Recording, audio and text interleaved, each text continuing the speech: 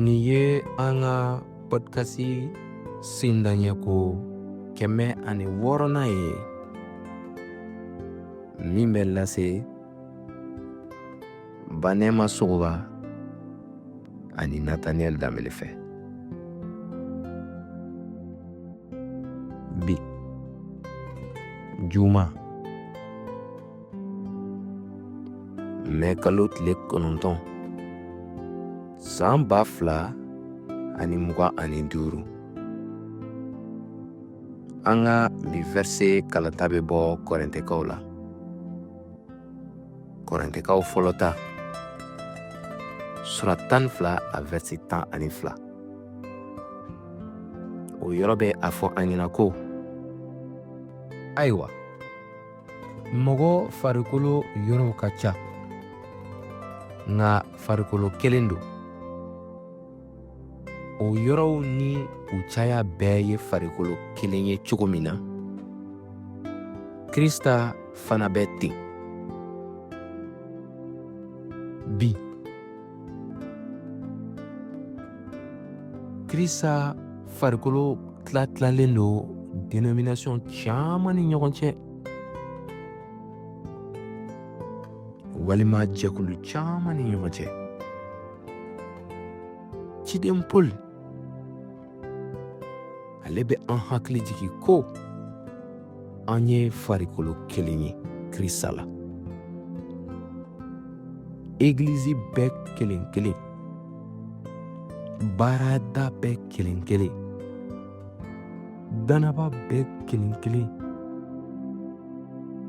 jɔyɔrɔ bɛ an bolo. An ka jɔyɔrɔw tɛ kelen ye nka u bɛ ɲɔgɔn dafa. Ayi, an ma wele ko an ka ɲɔgɔn keleya wala ka ɲɔgɔn danko juguya kɔni, nka jɛɲɔgɔnya baara walisa kibaru duman ka fɔ.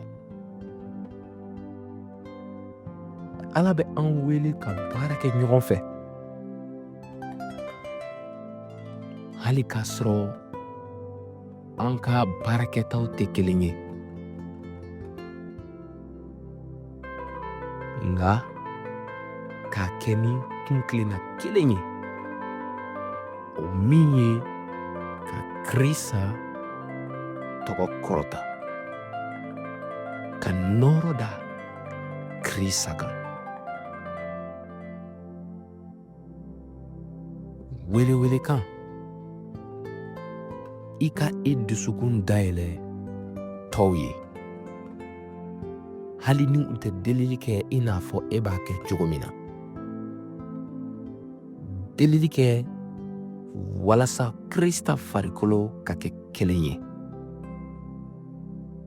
I ka kɛ hɛra baarakɛden ye ani jɛɲɔgɔnya baarakɛden. Jijali ye nin ye ko i ye Krista farikolo yɔrɔ nafamaba dɔ ye. An ka banba ka an tɛgɛ don ɲɔgɔn bolo, kamasɔrɔ ni an farala ɲɔgɔn kan, an bɛ kɛ sesɔrɔbaw ye walasa ka se ka nɔ bila nin diɲɛ la ni Krista ka kanuya ye.